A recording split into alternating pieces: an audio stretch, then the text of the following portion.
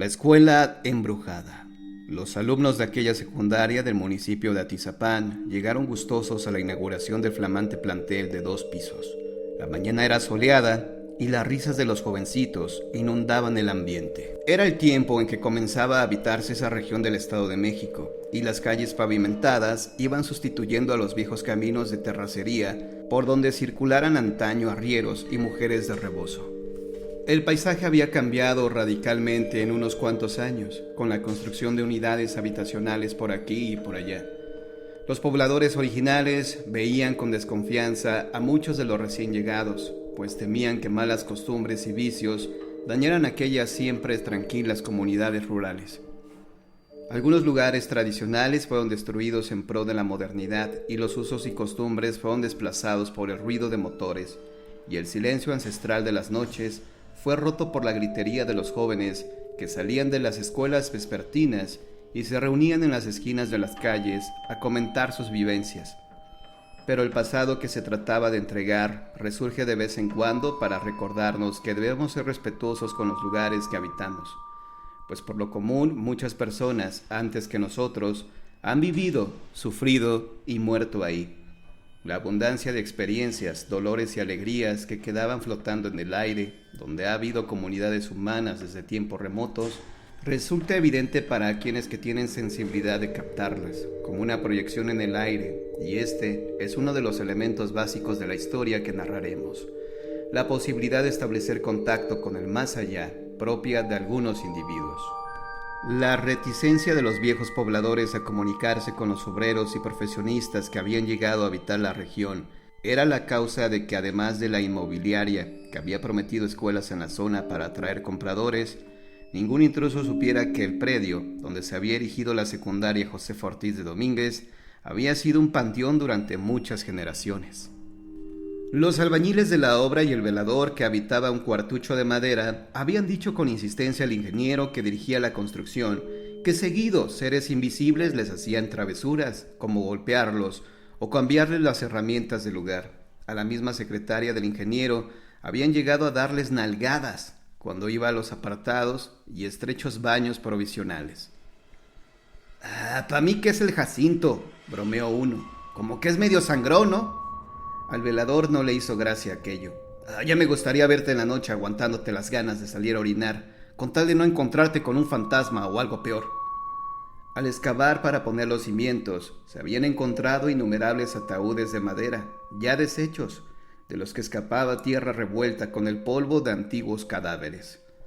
A los albañiles se les había prohibido hacer comentarios sobre aquello a los padres de los futuros estudiantes de la escuela, para no aterrorizar a nadie. Los despojos humanos, en que eran visibles algunas osamentas, fueron retirados con el mayor secreto en carros de volteo. Algunos ancianos de sombrero, mirando el avance de las obras, decían: «Estos muertitos van a reclamar su tierrita, ya verán». Les dijimos a los de la constructora que no se metieran en estos terrenos, que respetaran siquiera a los abuelos, pero no entendieron, dijo otro indignado, y de pronto una sonrisa se dibujó en su rostro. A ver cómo les va. Ahora esos metiches. Jacinto, un jovencito peón de la obra, alcanzó a oír aquello y supuso que estaban amenazando a los trabajadores, así que fue corriendo con el ingeniero. «No te asustes», le respondió este, «ya casi terminamos la escuela. Además, ya les di órdenes a varios muchachos de que se vengan armados. No creas que no me he dado cuenta del odio de esta gente». Cuando por fin se retiraron los trabajadores, algunos ancianos del lugar sonrieron con malicia. Suponían que algo terrible estaba por suceder y que aquel plantel no tardaría en ser abandonado. El primer suceso fantasmagórico que enfrentaron los nuevos colonos sucedió la víspera de la inauguración de la escuela. Muy entrada la noche, los esposos Juan y Azucena bajaron del autobús en la esquina del plantel. El hecho de que llegaran tan tarde se debía a que tenían su centro de labores en el Distrito Federal. Se veían alegres, pues al fin habían cumplido el sueño de tener casa propia, aunque fuera tan lejos de su trabajo.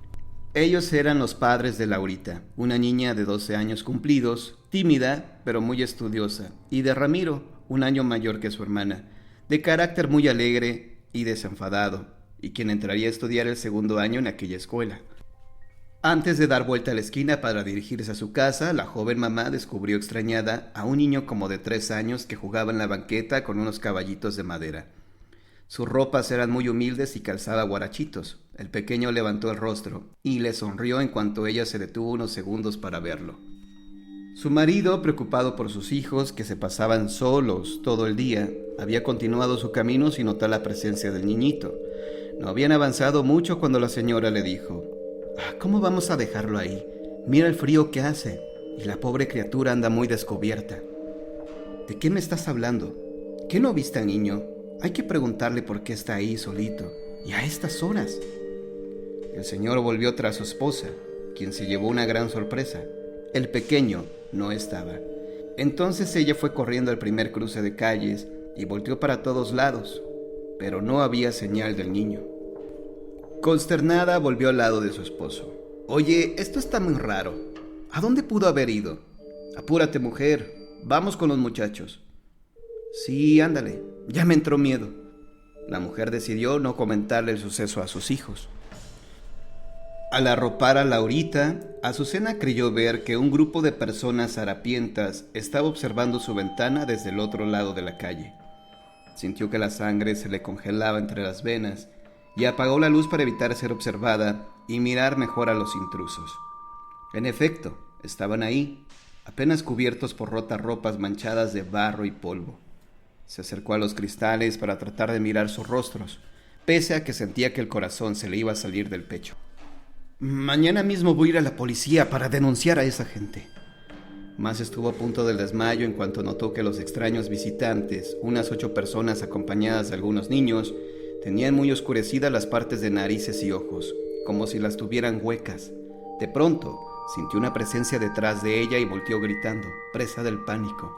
Laurita se despertó asustada y encendió la luz. Frente a ellas estaba Juan, consternado por la reacción de su esposa. Ella se puso a llorar y se abrazó a él.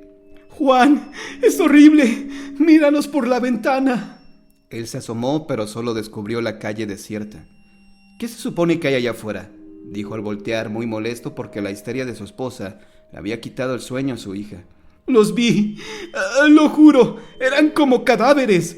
Juan, tienes que creerme, por favor». Ramiro apareció en la puerta, con cara angustiada. «Mamá, ¿qué te pasa?» «Vete a tu cuarto, tu mamá se siente mal», dijo el señor, pero el joven se mantuvo ahí asustado.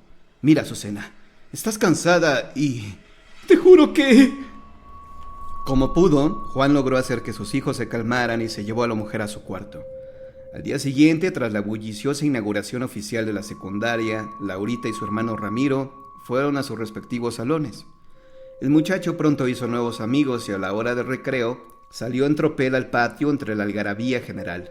Por el contrario, su hermanita, de carácter más reservado, prefirió quedarse en su banca. Le costaba trabajo relacionarse con la demás gente.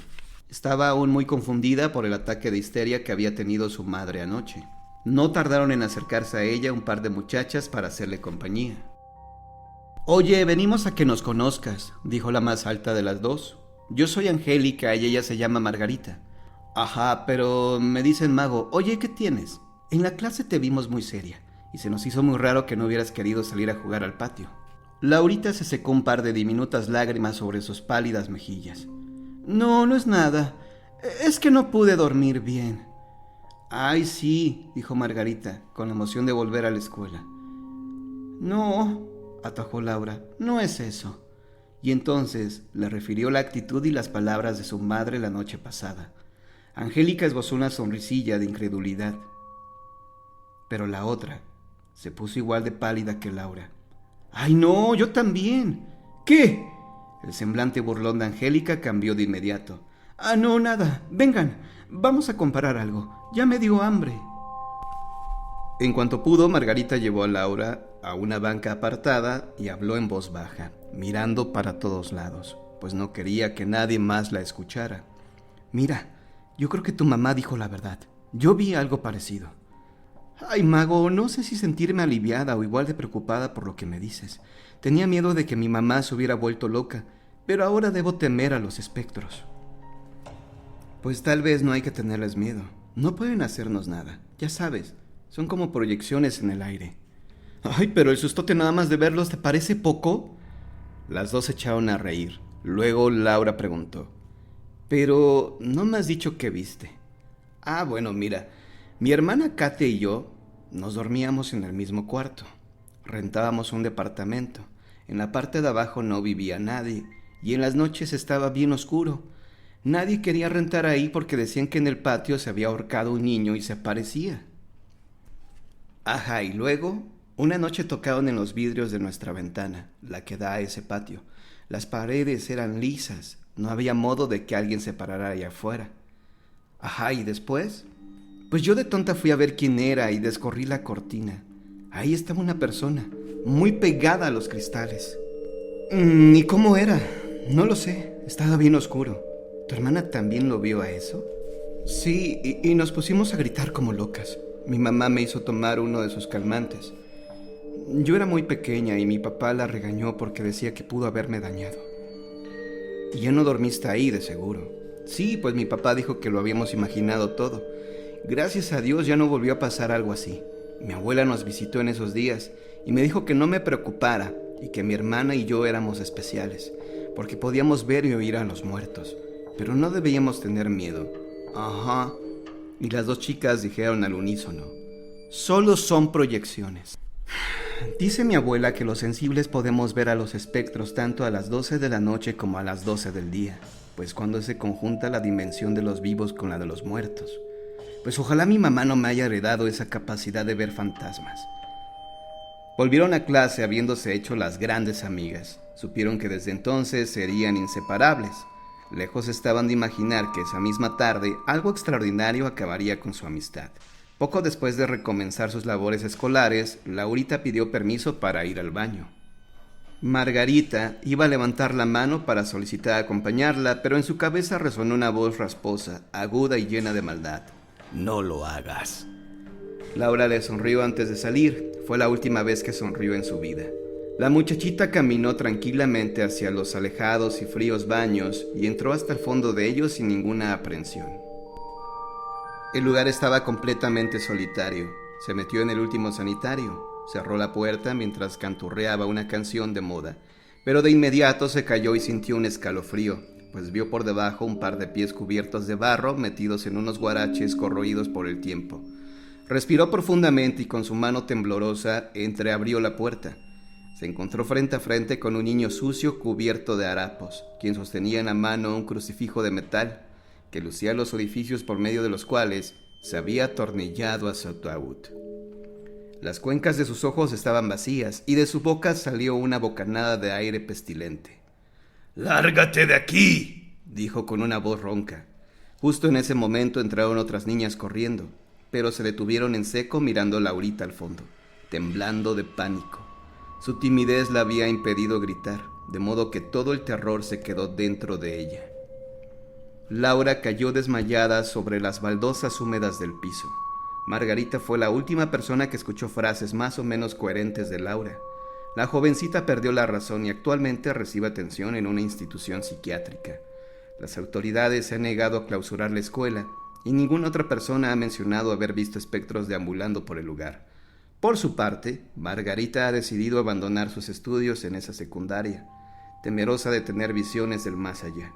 Solo hace poco se ha reconocido oficialmente que aquel sitio era un panteón y el hermano de Laura cursó con dificultad sus últimos años de secundaria ahí, habiendo perdido su natural simpatía y siempre evitando ir a los sanitarios de la escuela. El último hecho del que tenemos noticia se refiere a un niño que perdió un juguete en un hueco que se ha formado por las lluvias bajo la acera de los salones del primer grado. Al meter la mano ahí fue mordido con tremenda fuerza, al grado de casi perder un dedo de la mano derecha. Al principio se pensó que lo había atacado una rata, pero el doctor determinó que más bien se trataba de las marcas de una dentadura humana. Como en el caso de Laurita, se decidió guardar silencio ante la sociedad de padres de familia.